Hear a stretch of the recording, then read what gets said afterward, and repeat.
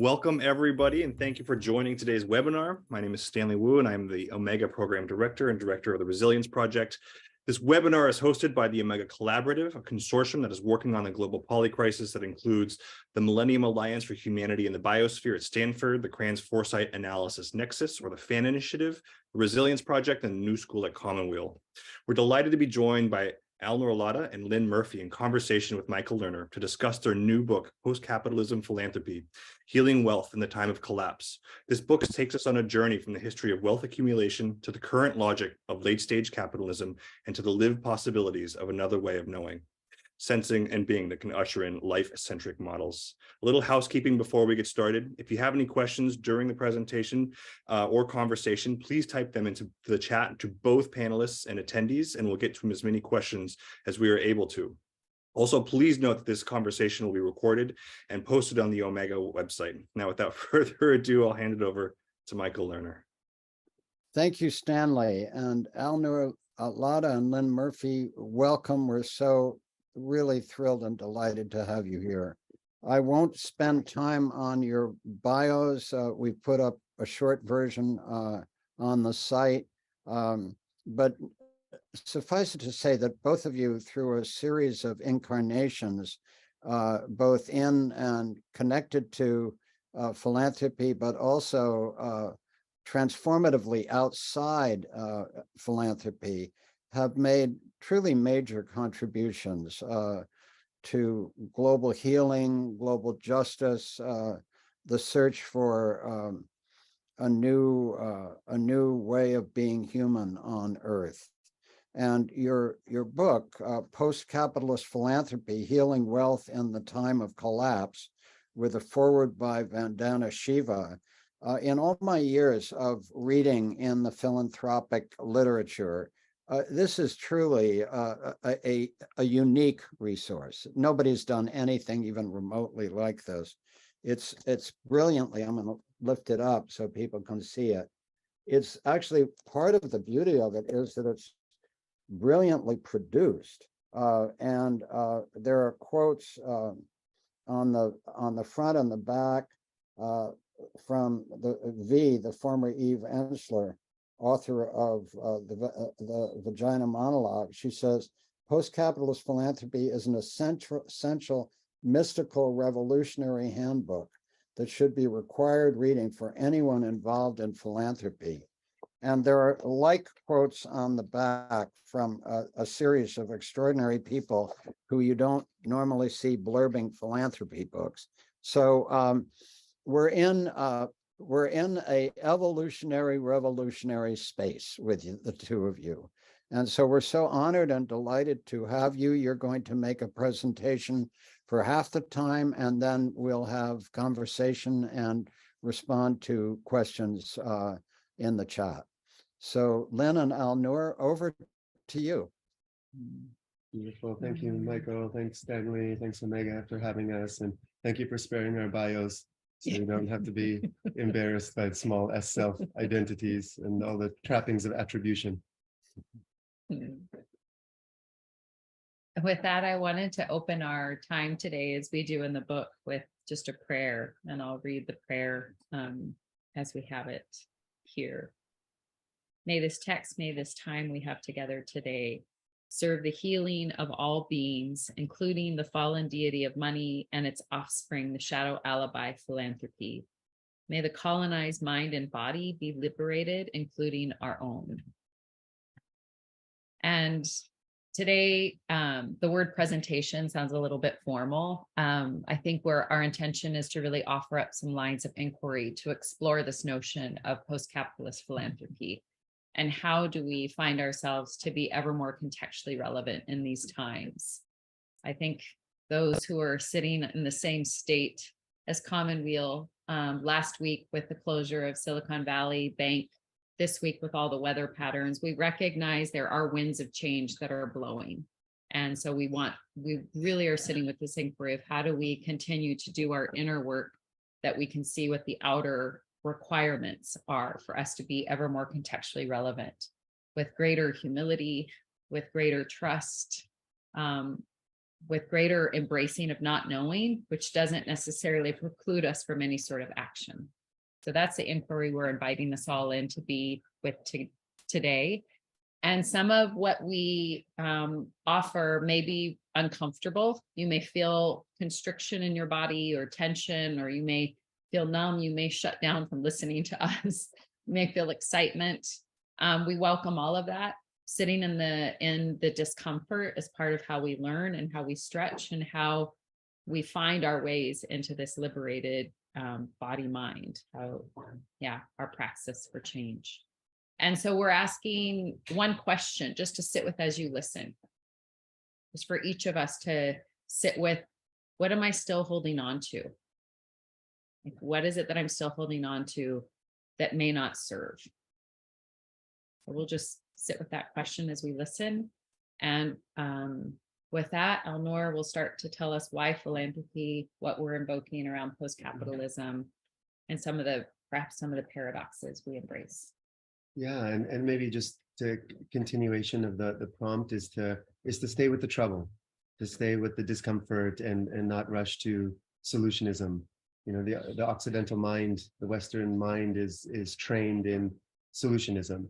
And part of the request is to just sit with the trouble and track your somatic experience, be in the embodied cognition of it. And you can write down where in your body you're feeling constriction, what thought form, what words, what memes might trigger that. And we can also share that in the exchange at the end.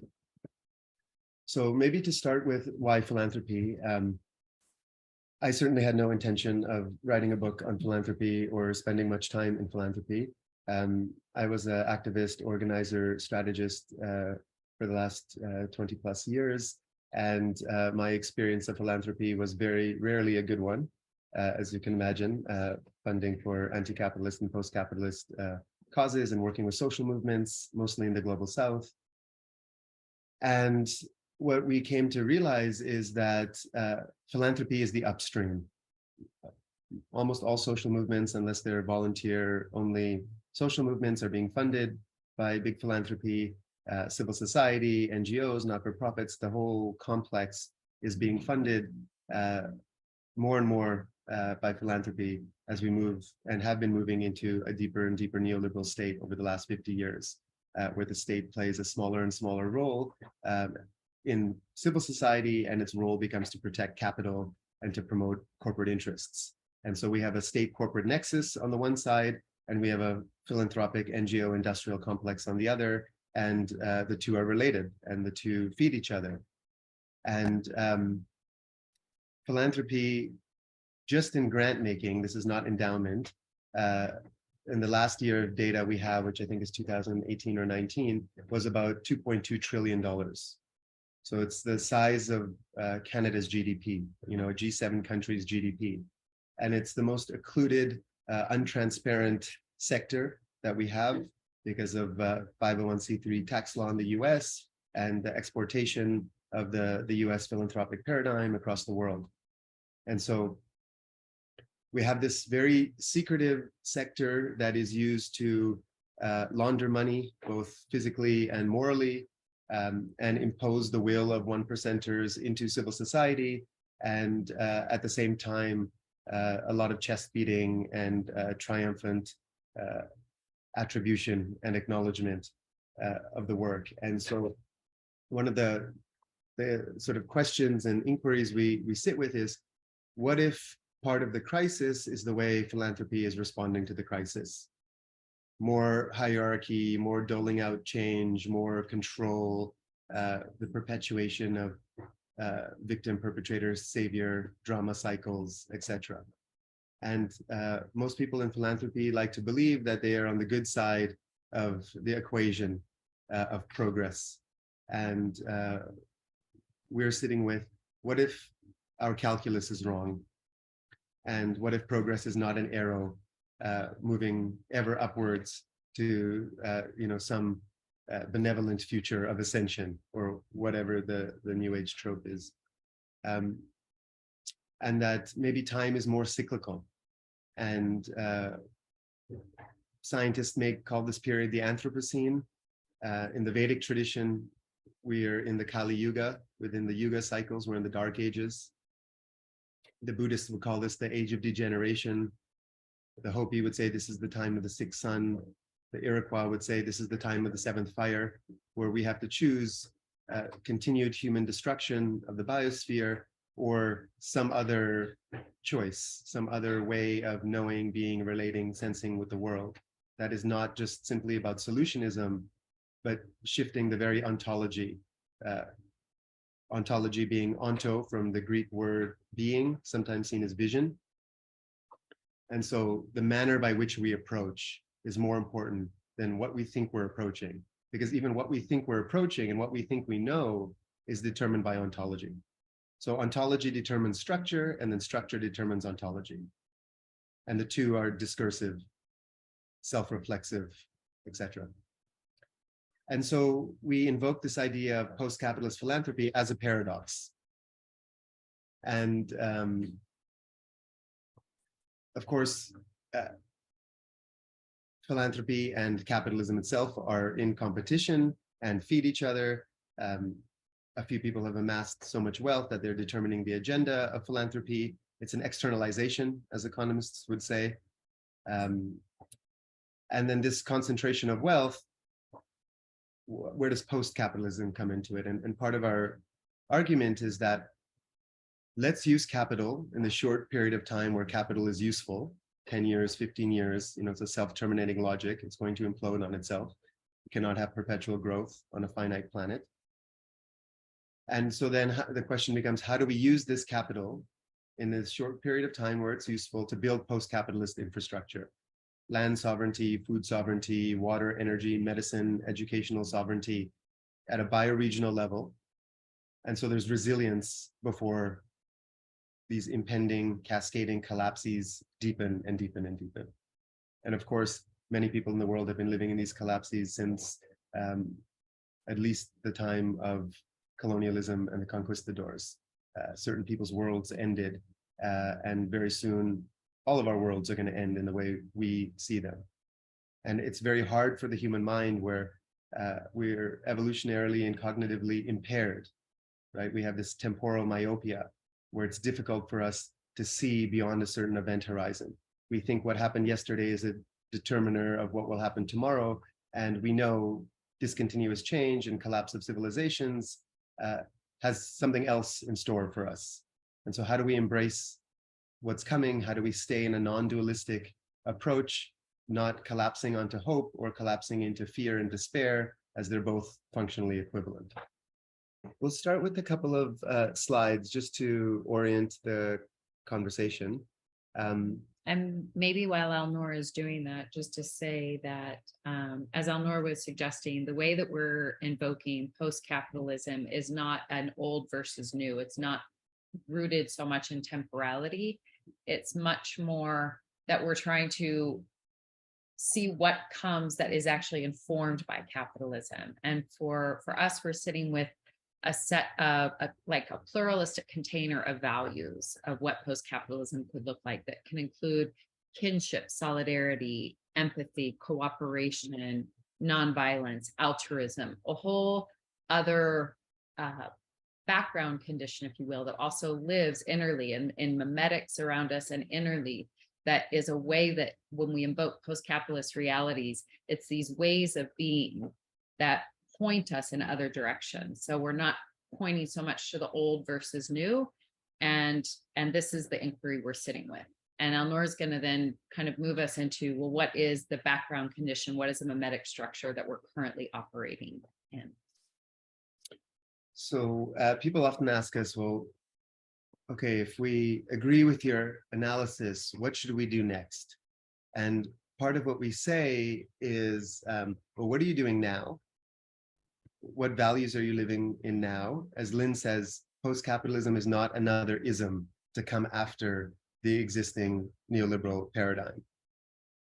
It's a set of values that requires looking at the existing set of arrangements and then deciding consciously to be in a, let's say, a conscientious objector to the life-destroying ways that articulate our current economic operating system.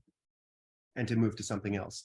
So many of you will already know this and perhaps agree with the analysis, but it's worth just saying that the neoliberal operating system is the top of the pyramid within pyramid logic. And so what that means is that we think we're free from the existing paradigm. And many people will say, well, you know, I am an anti-capitalist or I denounce neoliberalism, and yet neoliberalism is more than political economy. It's sociocultural, it's mimetic. By mimetic, we mean, you know, memes as the cultural base units of genes, as viral intellectual cognitive diseases that are communicable, they're transferable from one person to another. So whether we like it or not, we all have an invisible hand that lives within us. We've all been socialized and trained, conditioned to believe that if we pursue our selfish interests, that somehow a perfect equilibrium is going to be created. The God hand of the market will provide. And it lives in our bodies. These thought forms take mimetic real estate. They are in the socio-cultural political milieu, in the media, in textbooks, in novels, in cultural artifacts of all kinds. And so that's the top of the pyramid. And we'll talk a little bit more when we get into what ontological shifts we are seeing and want to amplify, where we'll get into like clear distinction about what's happening now in this continuum. So that's the top of the pyramid. And then we come underneath the pyramid and we say, well, if that's the pervasive, totalizing oxygen that we're all breathing, of course, every sector is going to be serving that operating system. And there's really no way out within the current paradigm. So people will say, well, cryptocurrency is going to change the face of money systems or monetary systems or what have you. And what we would say is the role of crypto is to diversify the portfolio of debt-based capital. Bitcoin's value is determined by its equivalency in USD. It's not a revolution, it's diversification of capital's desire to self-perpetuate and continue on in perpetuity. Same with science and technology, right? That somehow this techno-utopian dream of humans are have this industriousness and we have this ingenuity that's going to get us out of it. But, well, who's determining the research priorities of science and technology? Where's the funding coming from? What's the socioeconomic class of the people making these decisions, right? Largely white males who have gone to Ivy League schools and don't have a relationship with the mother and you know, give their power to some father figure, Silicon Valley venture capital person like Peter Thiel or whatever, right? And so the replication, we see it in every industry over and over and over. And it's definitely true in philanthropy. The role of the sector has always been to launder the conscience of one percenters and robber barons. And the entire 501c3 tax structure, which incentivizes large endowments giving some trickle-down amount and then receiving commensurate tax breaks, is part of the neoliberal operating system. And of course, we can say, well, neoliberalism has only been around for 50 years. There's been this 5,000-year separation from nature, from city-states and proto-capitalism and industrial capitalism. And what we'd say is, yes, capitalist modernity has been the overall operating structure, but neoliberalism is the latest and most pernicious and nefarious chapter of the 5,000-year march towards abstract thought, towards hierarchy, patriarchy, white supremacy, extraction, destruction of the living world, separation, human anthropocentric supremacy, etc. And so that's baked into philanthropy. And then the institutions within all of these sectors, including philanthropy, think that they have all this leeway. Lynn and I, a couple of years ago, met a kind of nouveau riche billionaire who made his money from Silicon Valley, who has very similar values to many of the people on this call, and was very excited about what he could do with his $4 billion or whatever, was going to give it all away. And we saw him, I don't know, 18 months later, and he was completely deflated.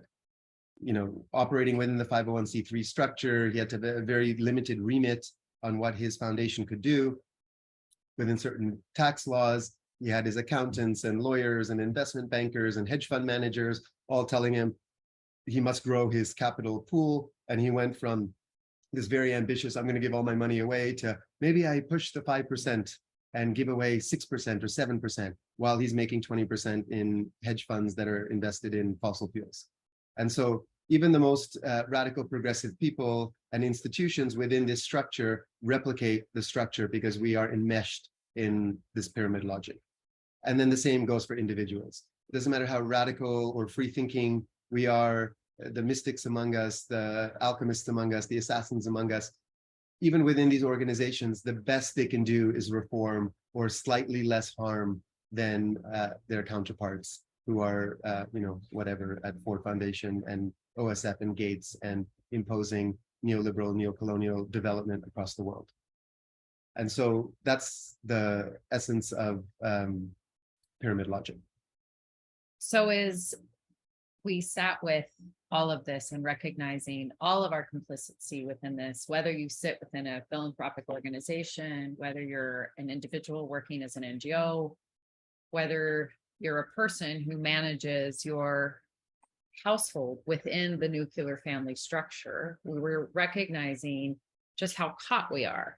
And as we listened and did the research for this book, we recognize, not just by those we spoke with, but what we see, that there is a lot of effort that's going on in the world to acknowledge the need to use the words decolonize, to reckon with power and to reckon with this legacy of the Occidental mind, the very gaze by which we operate, to recognize how the NGO structure and all these institutions are set up still to perpetuate and to glorify the geopolitical north in a lot of ways, that power and decisions are often made by people sitting within the geopolitical north, even if they're serving places among the world's global majority. And we recognize there's a growing set of people and movements and institutions that are responding to this, whether it be through efforts to decolonize philanthropy, to work on what we are calling the just transition, through seeing we need to move away from systems of domination and exploitation to ones that start to transition us off of, whether it be fossil fuels, a small cadre of people making the majority of decisions, that being primarily not necessarily people of culture, people, white-bodied people often making a lot of those decisions.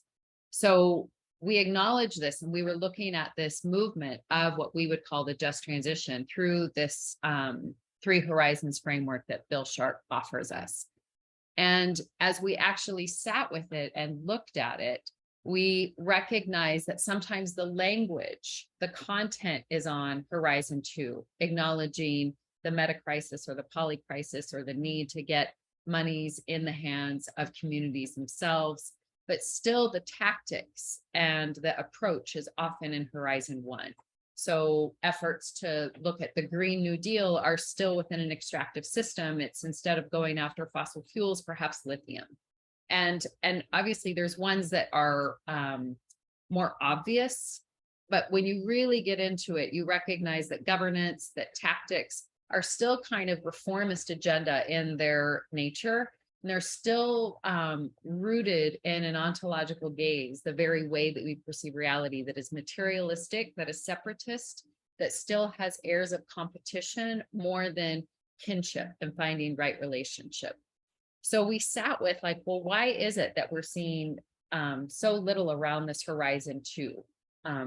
And the bottom of this Three Horizons that you see is looking at the dominant logic, the pyramid logic, and recognizing that to actually truly move into this Horizon 2, what Alnoor and I will talk about as transition pathways, there's something about the very gaze. There's something about our ontology, the way that we see the world and why we see the world the way that we do, and the way that we see knowledge and the way that we see ourselves in relationship with one another. This very basic inner structures has to start to change. And so what we started calling for is something called just transition plus onto shifts. And we borrowed that word onto shifts from the work of David Beaulieu around the commons that was looking at what is it, and it's onto shifts with an S. And just before Alnoor goes into what that is, in the book we have a number of different pieces of art in there that we asked a couple of artists to just read it and offer images of what they felt came through the text. And this was one by Federico Cruz, who's a dear beloved brother and ally in Mexico, who is pointing to this just transition plus onto shifts by this picture. You can't solve money problems with money. So this is what we're trying to get to, some of these root systems and how they manifest within us and our institutions and our approaches and the way that we approach the sector. And that's a well-known Zapatista line, for those of you who know, and Fede grew up in the Zapatista household in Morales, Mexico. So what do we mean by ontological shifts? I said a little bit at the beginning about this, but it bears saying again that ontology is the manner by which we approach, see, relate, dissect, and interact with the world. In philosophy, it often sits between epistemology and metaphysics. So epistemology is the philosophy of knowledge. Why do we know what we know or think we know what we know? And metaphysics is why do we think we're here? And what ontology says is, well, you don't even know what you know absent of ontology. And you cannot contemplate metaphysics, the broader picture of why we're here, until you have deepened your analysis and contemplated your own ontology. The quantum physicist and philosopher Karen Barad often talks about ethico-onto-epistemology, that our ethics and how we behave in the world is not separate to how we see the world, is not separate to how we think we understand the world, that this is one paradigm. And academia's desire to split these fields that are so inherent, just like politics and economics and morality can't be split, our ontology cannot be split from other philosophical inquiries.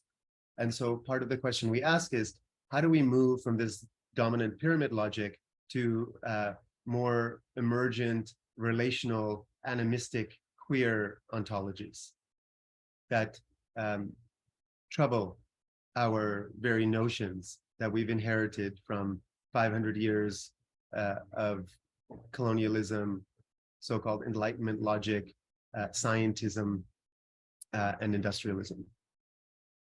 And so I'm just going to share a couple of these. The book goes into detail on all of these, but we'll just pick a couple. So we'll take the fourth one, for example.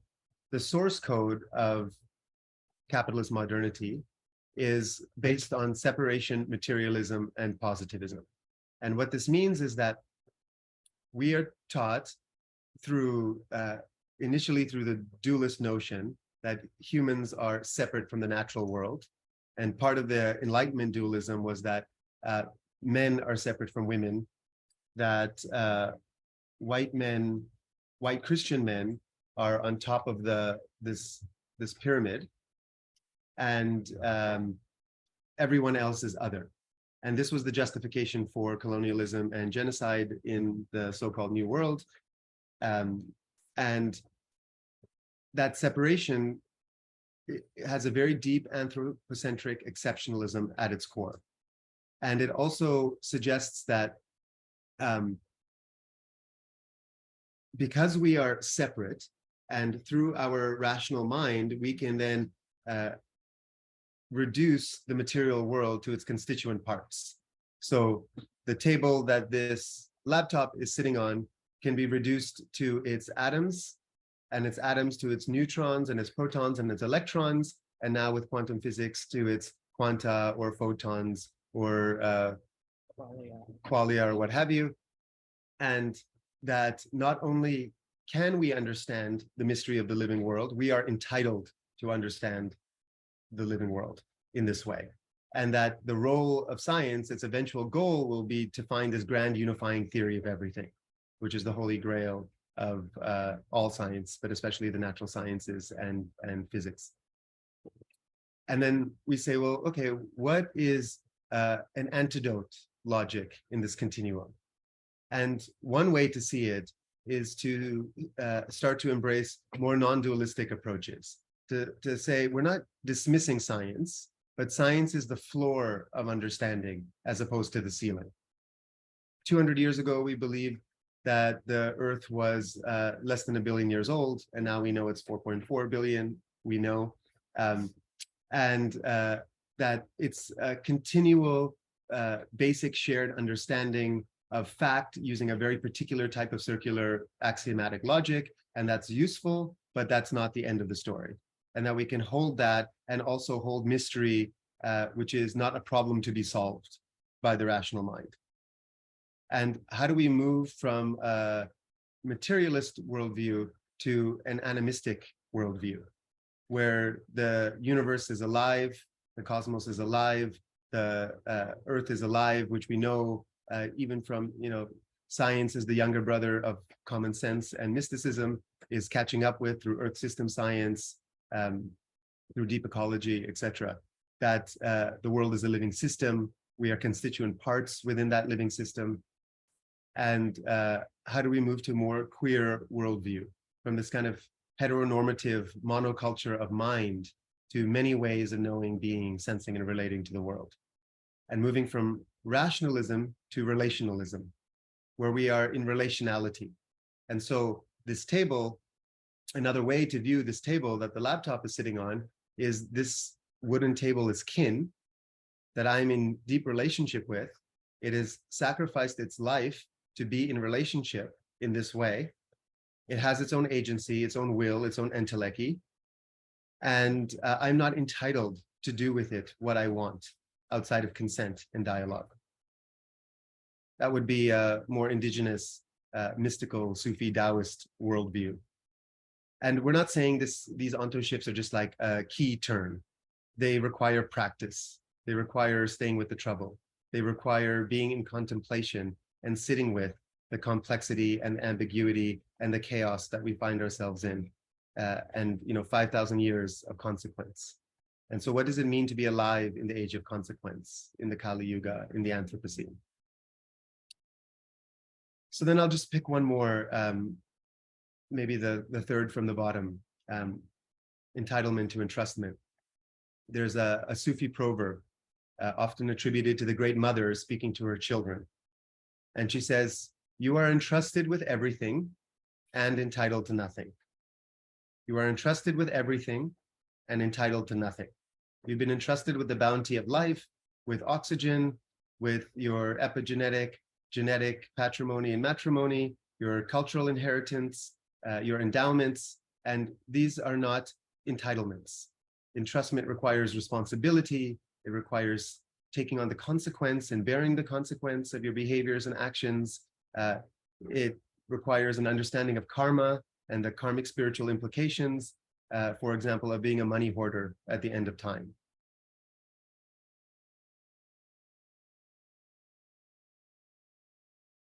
So just a piece of art from the book by a dear sister named Elixa Garcia, who's an Afro-Colombian artist based in the US. Maybe as Alnoor is moving to the next slide, just to say that this piece that we're invoking again with justice plus onto shifts, there's a line that came to us through a dear brother, Bayo Akomolafe, who said that the calls for social justice will get us a seat at the table, but will never allow us to leave the house of modernity. So we're acknowledging this need for what it is to come back in right relationship, what it is to work in the space of whether you want to use the word reconciliation, reparations, but to do this work and to acknowledge the harm that has been done. But we have to actually invoke the very deepest shift of our gaze and the manner by which we approach to actually start to get out of the house of modernity. So I'm going to just do this slide very quickly. The whole third part of the book is dedicated to this slide, so we're not going to do it justice here. we're just pointing towards potential pathways out of the colonized mind of pyramid logic. And what the slide is indicating is that at the core of that, at the center, is cosmology. That we have abdicated our responsibility for being in inquiry around first principles. Why are we here? Where are we going? What is our purpose as human beings, as kin in relationship to the living world and the living cosmos? We've abdicated that responsibility to institutional religions, to the media, to corporations, to governments, to a culture of hero worship, where other people answer these questions for us. And in any culture worthy of the name culture, people would go into deep inquiry. They would go through initiations at very young ages in order to have deathless deaths, to ponder these questions, to come back and be of service to the community and the broader congress of life. And that even in the Western tradition, for example, Greek culture was based on having these inquiries in first principles as ongoing political spiritual praxis. And that the Roman merger with Christianity and capitalism and the destruction of paganism in Europe sort of ended that culture of inquiry. And so that becomes central. And then as we spiral out, and this is not a one-time thing, right? What we say at the bottom is for all of these within the spiral, that these are multi-directional, they're reflexive, they're discursive, they feed each other, they're nonlinear, and they're interconnected.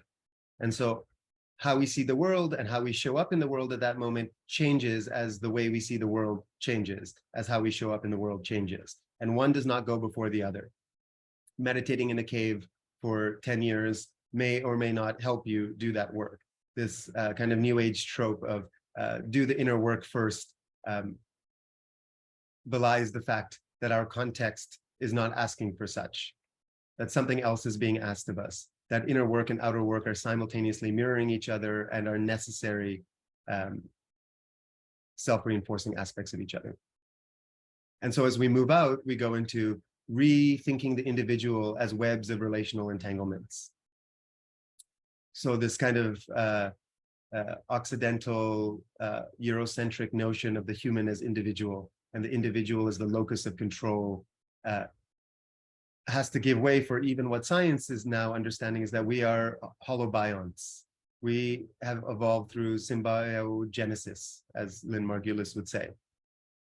That even the bacteria in our body that is 90% of our cells in our biome are sort of determining the quality of our thoughts, that we are who we are through others, as people of the Ubuntu culture would say, of Africa.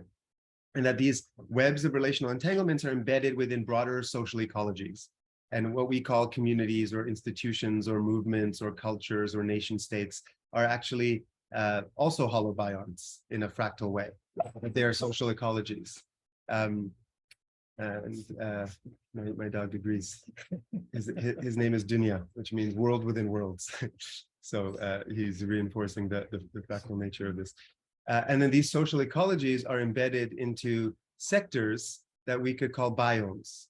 And there is no philanthropic sector, there is no media sector, there's no government sector. These are biomes that's purpose should be to unite social ecologies rather than doing their own bidding.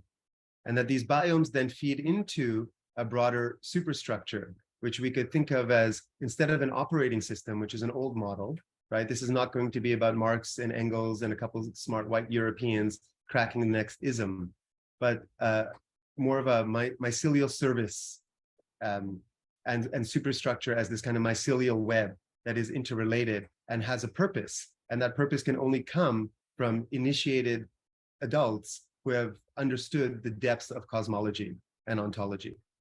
And that, of course, that these superstructures, these mycelial service structures, are embedded in the broader planetary ecology, what we call the Gaian entelechy. And entelechy is a Greek word that says en is in, and lechi is telechi is purpose. So it's like it has its own purpose, its own agency, its own will within itself. That Gaia knows what she's doing. That our role is not to impose our will, but perhaps rather than spending 3 years in a strategy process, putting our head down to the soil and asking for guidance, permission, consent is maybe a more sophisticated strategy. That taking 5 grams of mushrooms in a dark room or sitting in an ayahuasca ceremony or listening to the whispers of your ancestors is as valuable as any rationalist exercise in figuring out the acupuncture points of neoliberal capitalism.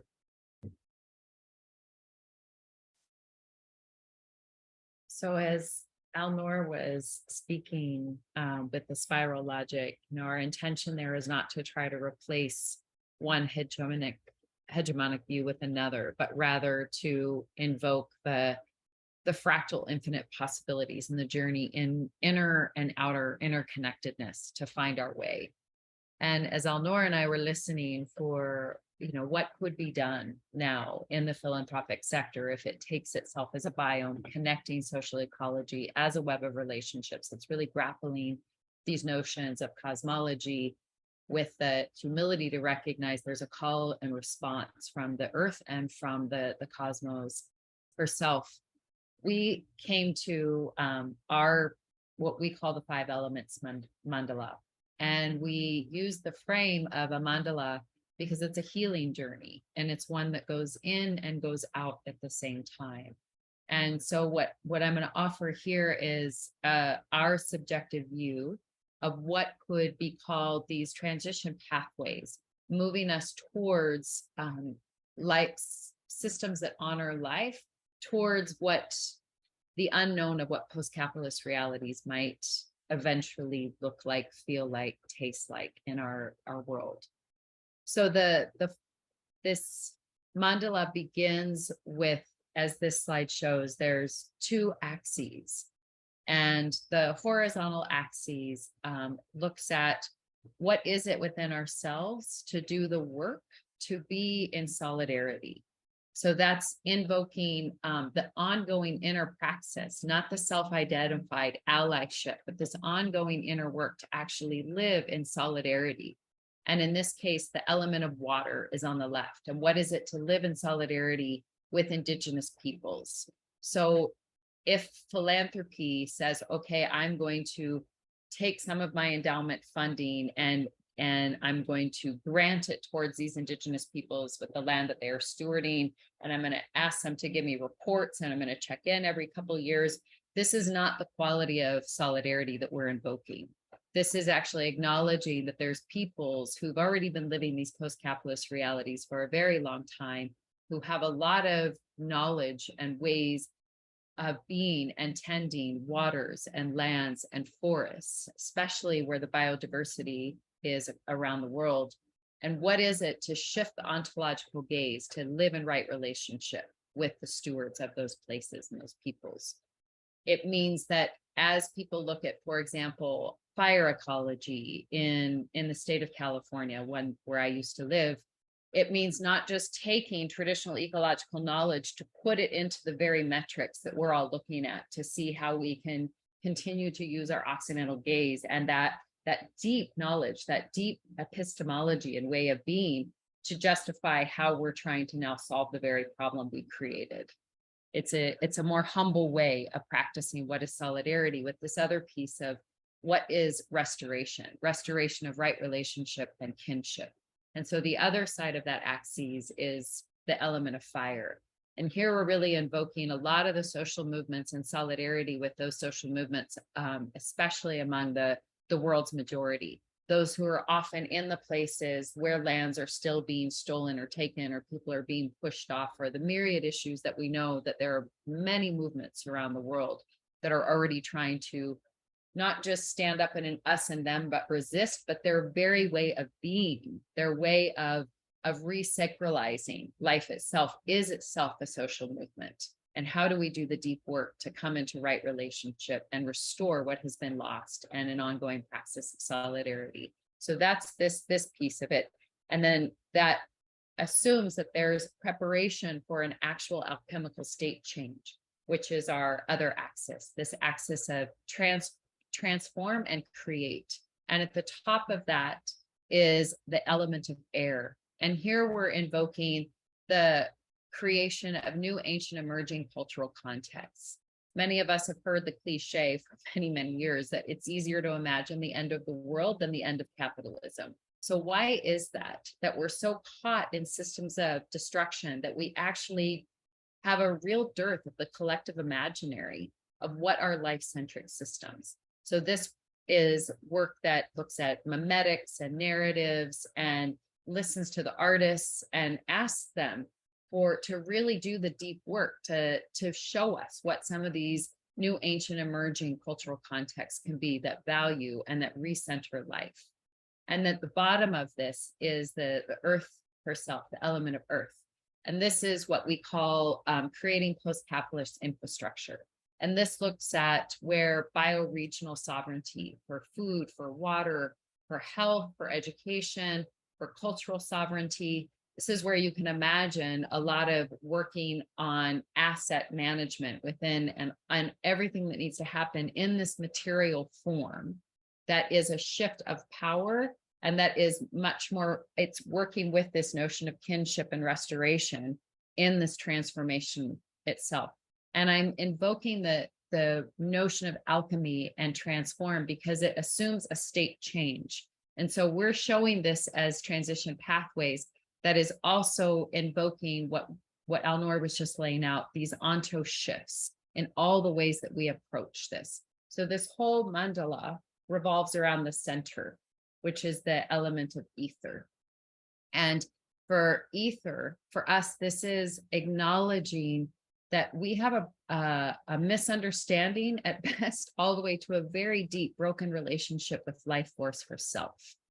And so this is the work of trauma, and not to work on trauma to have better adjusted people in modernity, not to transactionalize these wounds, but to actually humble ourselves to say, what is it that we've been pouring cement, literally and figuratively, all over the earth, and we're in a really broken relationship with life force. So what is all this work, this reparative, restorative, healing work that all of these other elements of the mandala are in relationship with, to find ourselves in transition pathways that are honoring life within ourselves, within our relations and our institutions? And we could go into perhaps in the discussion of what that might look like for various philanthropic organizations or the endowments or other pieces. But I just want to spend one moment in the way that we end the book, which is, this is our kind of going back and remixing this three horizons framework in a way, and sitting with and positing, what if where we are right now, rather than just trying to find our ways to reform capitalism or reform our economy, what if where we actually are is in a place where we need to very deeply surrender control? And that control may be to our certainty of knowing, our addiction to comfort, the ways that we have approached our work, the ways that we have approached the way that we see the problems of this world. And if we're in a deep inner and outer let go and surrender moment, and if we engage actively in that surrender, then it takes us to recognize that we as a species are in an initiatory moment, that there's this threshold if you go into initiation ceremonies, that you have to cozy up to death itself and cross the threshold, and that we're invoking that we can ourselves innerly and collectively actually traverse this threshold that we find ourselves in this meta crisis, in this poly crisis, in the Anthropocene. And if we can find our ways through that with humility and accept this species threshold moment, perhaps this is a way that we can find ourselves to walk each other into the unknown and to re-enter this continuum of life and death that ever has been and always shall be. So our offering is in this moment, this age of consequence, that we find ourselves to surrender, to cross the threshold, and to walk each other into the unknown. And maybe I'll see if Alnoor has anything to end with. That's a good place to stop. We have some questions and some recommendations that we could share a slide or two if the questions come up. We're just kind of, yeah, they're pre-thought, let's say, counter arguments for what should we do, and we don't want to go into solutionism. And if it comes, you know, we can also have that dialogue. But I think that's probably a good place to stop. So yeah, we've done like 45 minutes, and maybe we can have 35 minutes of questions or so, and dialogue. Thank you, Lynn and Alnoor. Extraordinary. I'd like to ask us as a transition just to go into a moment of quiet together and just allow ourselves to be with what we've heard.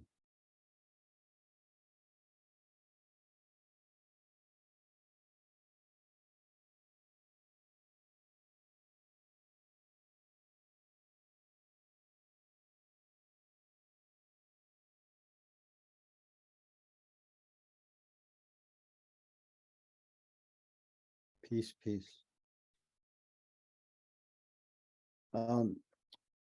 This has been a most extraordinary presentation. As Lynn points out, presentation is the wrong word. It's what I'd say is most extraordinary teaching. It's a teaching.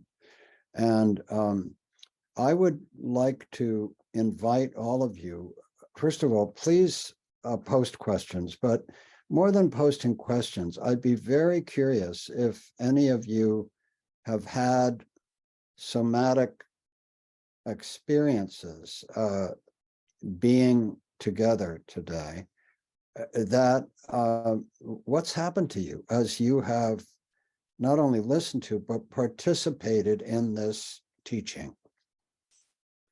I will say for myself that it dropped me into far deeper places in myself than I usually am dropped into in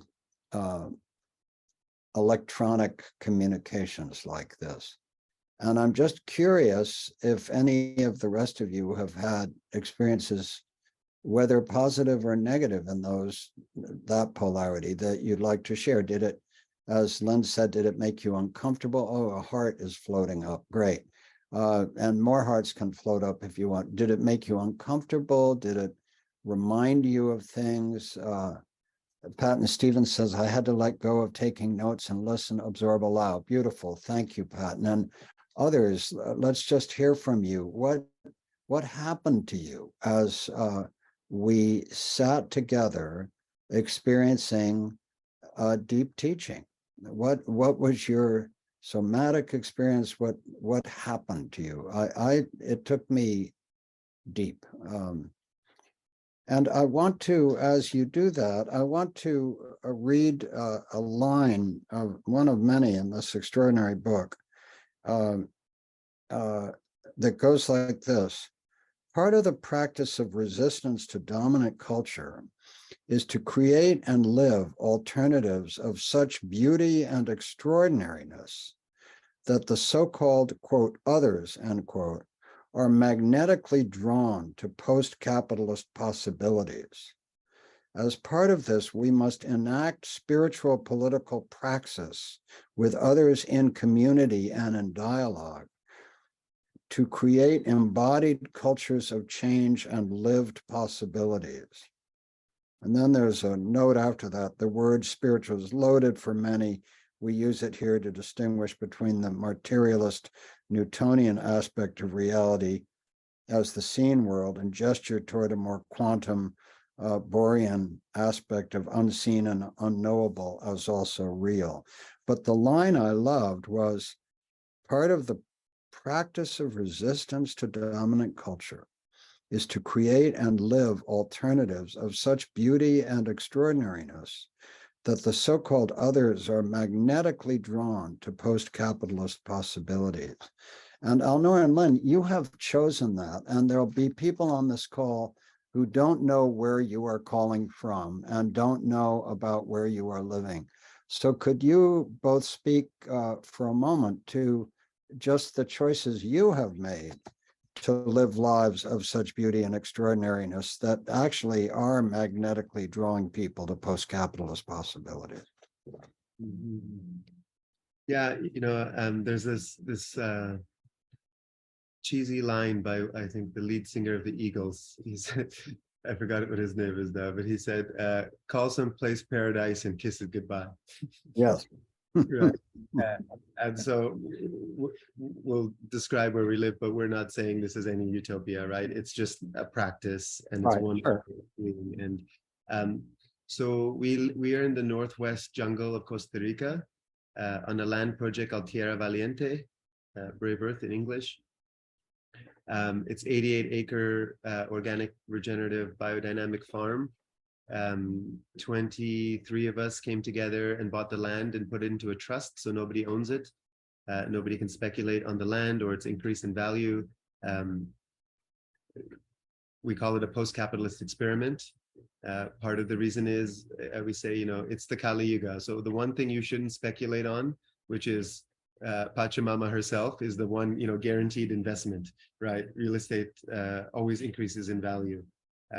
And so we basically removed ourselves from that ability to do so.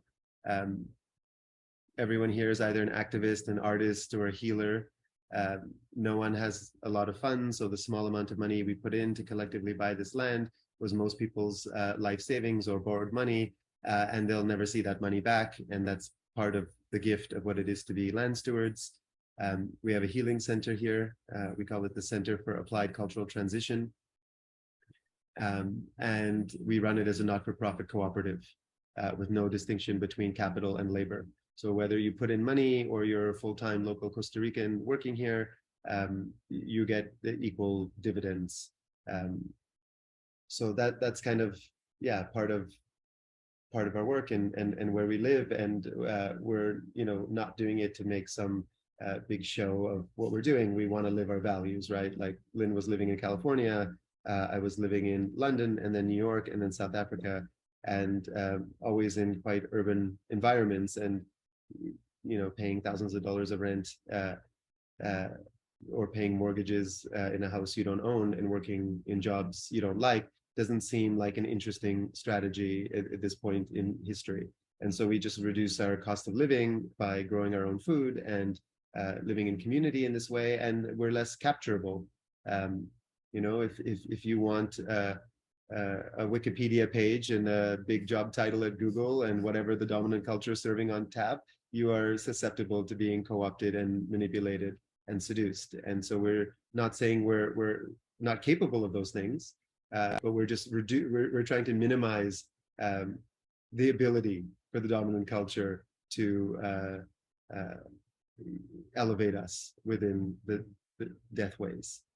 And I love this Walt Whitman line where he says, the good news is I'm the best of them, and the bad news is I'm the worst of them. We're capable of anything. And so context determines behavior. And so we're just trying to create a context in which we are in slightly better etiquette, let's say.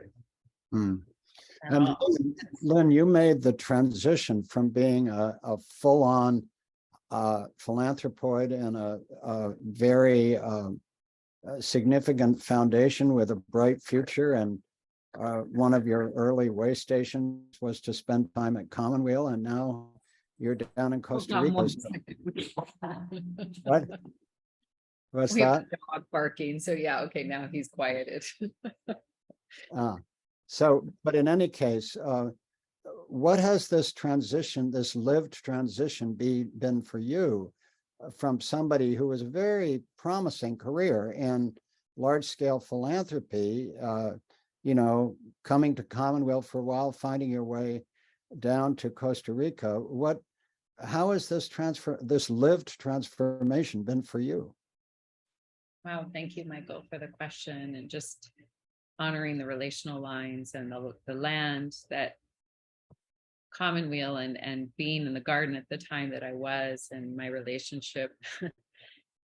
I'll start with I got increasingly uncomfortable with being a woman who in this lifetime incarnated as a white woman sitting at the time at the Hewlett Foundation in Menlo Park, making decisions about what was happening for people's lives in countries in the geopolitical South.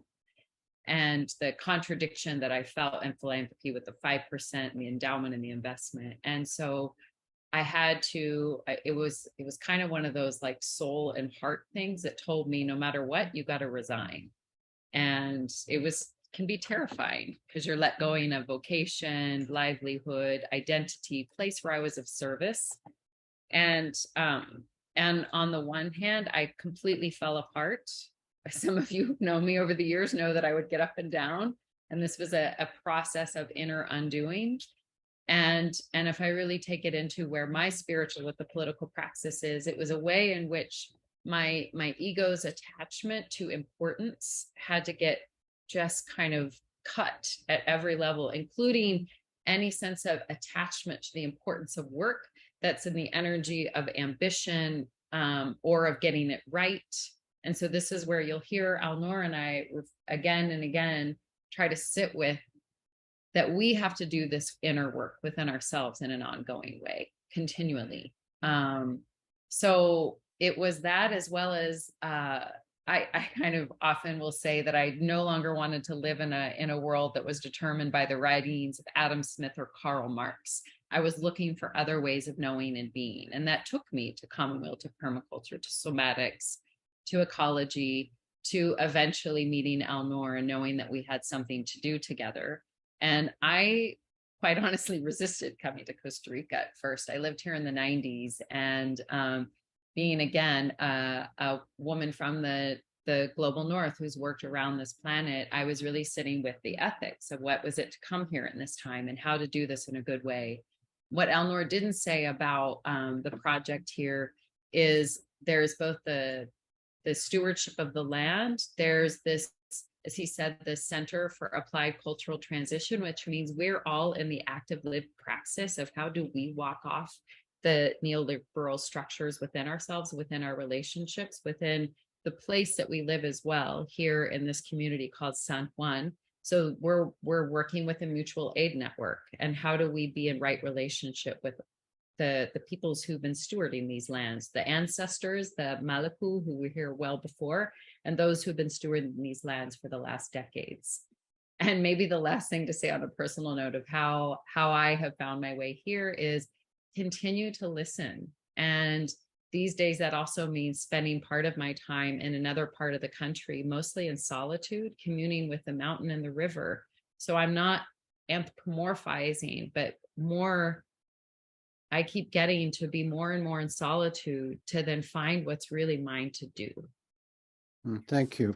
And I want to pick up on some of the comments, beautiful comments in the chat. I'm going to read them.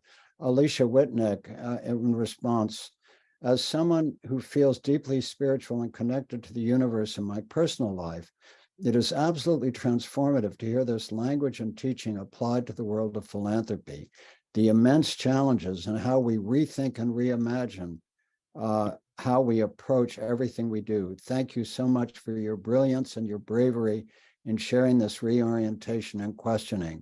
And then Jim Quay, I'm so grateful, Jim, because we need to hear from all the sides, and we're really interesting. The vocabulary was new, as was the ontology it attempts to express. I experienced confusion, challenge, and curiosity. That's a lovely response. Then from our beloved friend Prita, who's done so much in this work, as I'm sure some of you know, I become aware of the dead places in my body. I am reminded of Howard Thurman's quote, "It feels like my main work is to continue to become alive rather than to stay in my head." They just jumped here. And that seems like an experiential somatic exercise. Putting these beautiful truths into words can be an empowering exercise of naming, adding head for those already deep into the path. For the vast majority who are not largely alive already and who live in the deadened world of our systems, words, even these beautiful words, can feel like, quote, fighting words and be received in a heady way. I wonder how this can be packaged in a head, heart, hands way that is invitational and digestible for those who are deeply enmeshed in the world as it is, meeting people wherever they are and inviting them to come alive. And Akil Bell wrote, greetings all. How do we envision and imagine the integration of Black people, descendant of slaves, and Pan-African people who were some of the first commodities and systematically excluded from these knowledges, practices, and conversations, even when the capacities exist to contribute fully to these conversations and engagements, policies and procedures pop up to exclude and reject. So those are some beautiful reflections, and I welcome your reflections on them. Yeah, maybe I'll start with James to say, yeah, Alhamdulillah, Mazel Tov. I celebrate the confusion and the challenge and the curiosity. And we are not entitled to not feel those things. And that, we know from adult learning that discomfort is where we grow. Those sort of edge spaces is where we grow.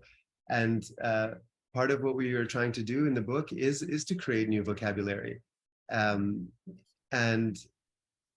post-capitalism requires us to rethink our language from the kind of dead, inert, inanimate, binary language of English to a more animistic, relational ways of knowing, being, sensing, and speaking about the world. And I don't know if we're even good at it or not, or the contribution is useful, but that was our attempt. And our attempt is not to persuade people as well, right? Like, that's not the aim of this. Like, this is not a book for everybody, and nor should it be. Like, our aim is not to be New York Times bestseller or have this book at the airport. It's for those, with the ears to hear, as Christians would say. And yeah, this distinction between head, hands, and heart, I personally don't subscribe to. And I know Lynn and I have different perspectives on that. I feel like speaking about these things it sort of comes later. It comes after years of practice and embodiment. And I'm still resistant to speak about them. I didn't want to write this book. I personally don't want to engage with philanthropy. And I had shifts along the way. I went from being an activist who had to raise funds with a lot of disdain towards philanthropy. And then that sort of moved to sympathy when I realized how disturbed their lives are, especially like the billionaires that we would engage with. Byzantine courts around them, everybody wanting something, ungrateful children, internal battles in the family over money, having to call their lawyers and their accountants and their hedge fund managers 3 times a day, being in the reptilian mind 90% of the time. And then that moved to empathy. And only when it moved to empathy and solidarity could I be in relationship with funders. And Lynn and I kind of made a vow to each other and to the Transition Resource Circle and the people we engage with that we'll never pitch anyone on funding for any of our projects. That it would just come from relationship if they were interested, not as funders, and we would not be grantees, but if we were going to be in constellation together and kinship together, that would just naturally emerge and we would know what our work was to do, and that would happen in dialogue and conversation and consent. People have offered us money and we've said no because those conditions didn't exist. And also maybe just the last thing to say is that for me, part of the work of neuroplasticity and working with plant medicine is that there is no distinction between head, hands, and heart. Like, there is no distinction between ethics, ontology, and epistemology or cosmology. That when we speak, we feel what we speak. And we can only feel what we speak when we're living what we speak. And that these things are integrated. And for me personally, my role is not to create lowest common denominator communication for more and more people. to fully live, that's their obligation and responsibility as a citizen of troubled times. And of course, more can be done, and Lynn can talk a bit about that. And then the last thing on not just Black bodies, but also brown bodies, Indigenous bodies, all marginalized peoples, that that in many ways we have an advantage through trauma. That Bayo Akomolafe did a beautiful 4-day session on trauma for science and non-duality. And one of the frames that came out of that is trauma is not just a meteorite with its impact point. It's also the restructuring of the body and the soul and the heart and the mind that comes from that. So the traumas that our ancestors endured create more resilience in our bodies. And my family were Arabs, indigenous, mystical, Sufi Arabs from the Arabian Peninsula who were forced to migrate to Egypt for 500 years. And then when the Crusades happened and Cairo was sacked, they moved to Persia for 700 years, usually in exile and persecution and hiding. And then they moved to East Africa. My mom's family was in Zanzibar for 10 generations. And came over as indentured slaves for the English railway and other English endeavors. And that I'm so grateful for their sacrifices and for their trauma. And growing up poor in the ghetto of East Vancouver, I have no victimhood or resent about it. My practice is to try to integrate trauma. And I see trauma as unintegrated resource. And that it gives me an advantage in being able to be part of these conversations. And actually, the biggest risk is for me to try to compete in the dominant culture. I don't think we need more inclusion in deathways. We don't need more Black, Indigenous, Brown, or women CEOs or in boardrooms. We need to be death doulas for capitalist modernity. And we are better equipped to do that. Indigenous peoples that have unbroken lines, symbiotic lines with the living world and place and plant are in a much better position for collapse and maybe the only people who survive. And I think we need to celebrate that. And this sort of new monotheism of trauma that is an excuse, an alibi for bad behavior, for me it's not acceptable. And as Lynn said, we don't want more well-adjusted cogs in capitalist machinery. We need more revolutionaries and dreamers and mystics and artists and healers and death doulas. Maybe I'll just add a couple of pieces. I opened the book to this line that Taj James, the co-founder of Full Spectrum Capital, said to us when we were speaking with him, as kind of this push out towards justice plus ontological shifts. People are starting to see that capital is energy and that it needs to flow like water. Water moves to the lowest places in geography, the places that requires its flowing energy. Capital that is not flowing is simply the continuation of colonization. So I was hearing this last question of these various roles of what we were trying to invoke in this ongoing praxis of solidarity and the work of right relationship with kin and the reparative work that needs to happen. And I was invoking solidarity with social movements for the world's majority as an act of disruption of the way that we often call the marginalized, actually the world's majority. And we recognize that there was a very deep philosophical and historical project to dehumanize, especially those of Black and brown bodies, and thingify nature. And so when we're speaking to the shift of the spiral logic into the animism, into the way, it's not to jump over the work that's needed. This is why we invoke post-capitalism, to be informed by the conditions of capitalism, these, one could say, murderous, kind of stamping out life force itself and the consequences of that, of dehumanizing and thingifying everything and not seeing the sets of relationships that brought this table to us, that brought this computer to us with all of the minerals and the parts. What is it to actually work on restoring right relationships in that? And this piece that Alnoor and I are saying is there's a set, in our view, a set window that there's going to be a day the dollar dies. Some of us are starting to feel that. And so what is it to use capital in this moment to liberate capital? And we're offering a couple of coordinates that have come to us. But as Alnoor said, we're feeling like that we don't have the answers or the framework. It's far better for us to lay our forehead down on the earth and ask for the guidance and to see what it is that we're still holding on to, that we're afraid to kind of loosen the hand. And to Preetha's question, Preetha added a little bit, right? Yeah. Do you want to read that? You want me to read that, Michael? I'm just going to Yeah, read. go ahead, please do. She says, thanks, that helps a lot for you to say that. The words came after years of embodiment. I get that. My suggestion was that starting with words can be a block, for sure. For some people, these words, book, will be the first exposure, and who have not done the work of embodiment. So my question involves, how do we start with the invitation to embodiment, somatic aliveness, not having the invitation be just words? Yeah.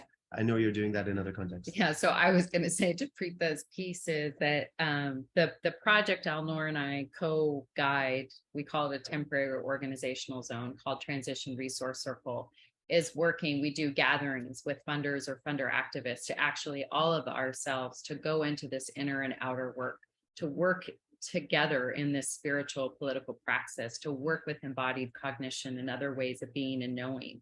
And my dear sister Preetha and I may end up developing a curriculum to do something like this online that we can just offer out for people. And when I sit with what you were speaking to, the head, hearts, hands, I sit with what is the praxis? What are the ways that move us into what Alnoor and I will often call applied ontological shifts? What are ways that get us to do this in a daily way? How do we continue to sharpen, in a way, I would say, the metacognition, this gaze that we are ever sharper by the way that we are perceiving and the way that that's living in our body? And then what is it that we're listening to about how we are doing and how we are being? So I see this transition pathways very much as the inculcation of these values and ways of being and the ongoing praxis that allows us to do that, with finding these coordinates, what ours is to do in these transition pathways. And then what is it that that guides us to continue to find our way. And could I just want to add one thing? Just maybe I take us onto like a mystical turn around race. So, for example, in the Sufi cosmology, in the ancient Egyptian cosmology, we did not just simply come through, a DNA line because of, evolutionary forces and material exchange of sperm or what have you, right? That the belief was and is that we have star ancestry. Now, I'm not even saying this is true or not true.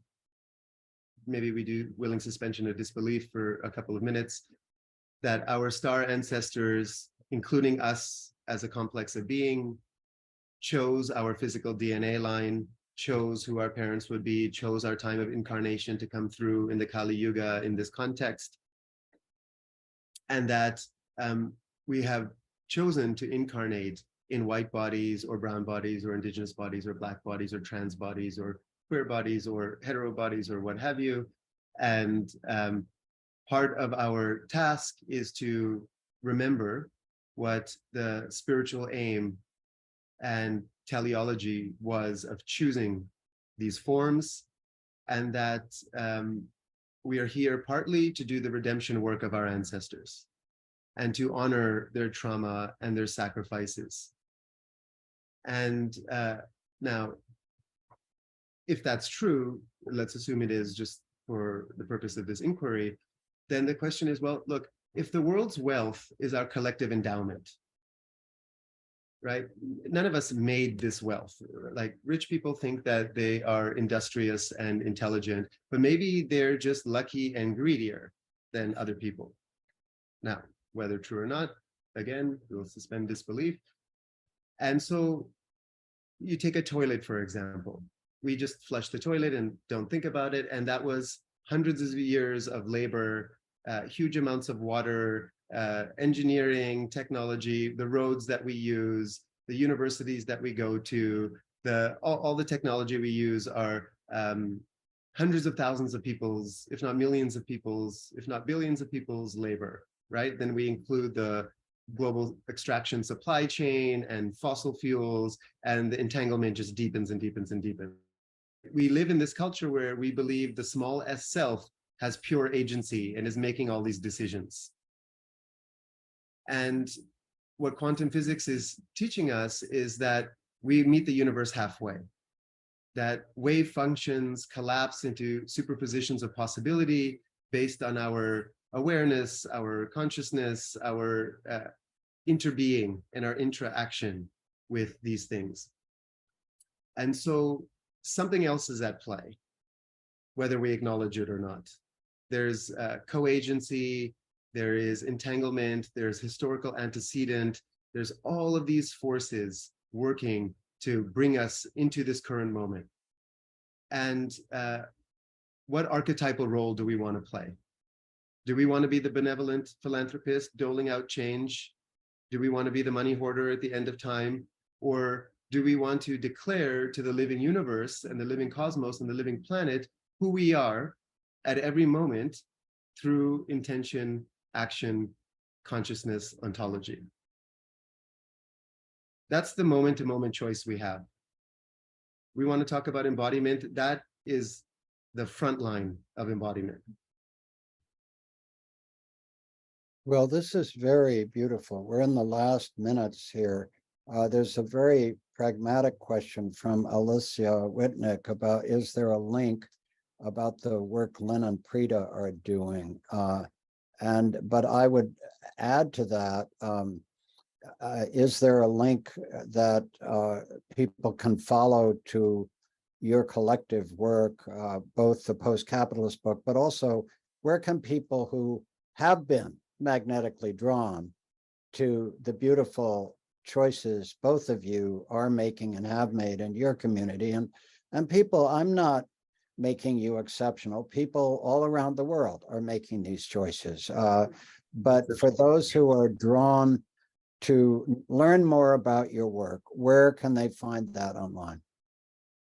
You're going to put in the TRC website.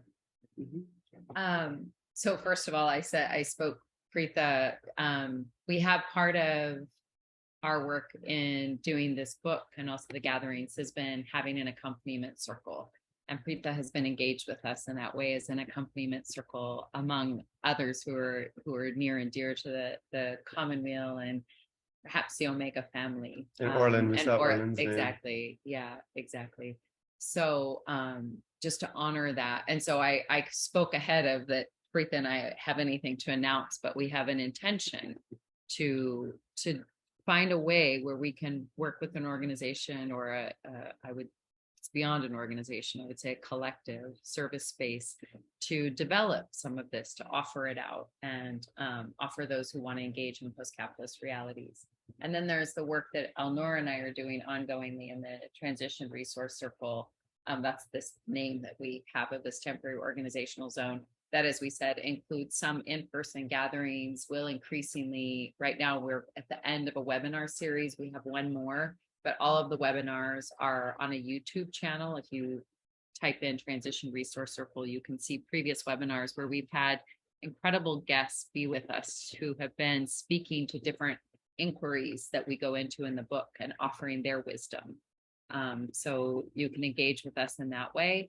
And I feel very much kinship and been part of this within the Omega community. And so I look forward to, as we continue these conversations that happen, that we're all invited to be, that we can find our ways with how we're doing what and how are we grappling with the shift of ontological gaze, the inner work that's required for the outer systemic work that we're showing up for and responding to.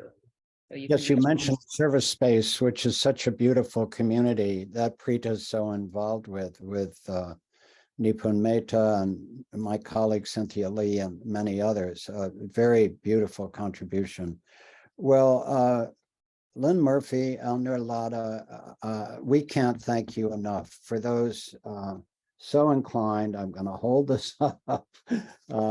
Post Capitalist Philanthropy is certainly the most interesting book on philanthropy that's come out in living memory. And even for those of you in philanthropy, you may need to put a brown paper bag around it or something, or hide it in your desk, or be very careful who you share it with. But it is a revolutionary book, and the depth of the teaching, not only in this webinar today, but also in your embodied lives and the embodied choices that you've made, are inspirational. So we're so grateful to be with you. I'm grateful to be with you. And maybe just one asterisk, which is the book proceeds do not go to Lynn and I. 50% goes to Daraja Press, who's our publisher, who's a Pan-African not-for-profit that does beautiful work and publishes some of the most radical publications that won't be published elsewhere. They do everything Creative Commons. The book is available as free PDF. The other 50% goes into our Solidarity Fund, so activists from the Global South can come to gatherings. This is not Lynn and I's book. These are not our ideas. We have no sense of attribution around any of the ideas of the book. If any of the book resonates with you, the request is that you just see it as aspects of you, reminding yourself what you already know. And if it doesn't resonate with you, then we take full responsibility. Stanley, back to you. Wow. Thank you, Alnoor and Lynn. And also thank you to all the people that have supported this work, not just the people that you've spoken with, who have contributed their intellectual, their heart, their life force energy to this work, but who have even come before then, laying the ontological ground and framework that that this builds upon. It is an extraordinary body of work. So thank you so much, and so deeply appreciate this conversation. And of course, thank you to all of you who have joined us. We deeply appreciate you being here. A recording will be made available on the omega.ngo website, as well as the New School at Commonweal. And we look forward to seeing you all at our next conversation. Take care.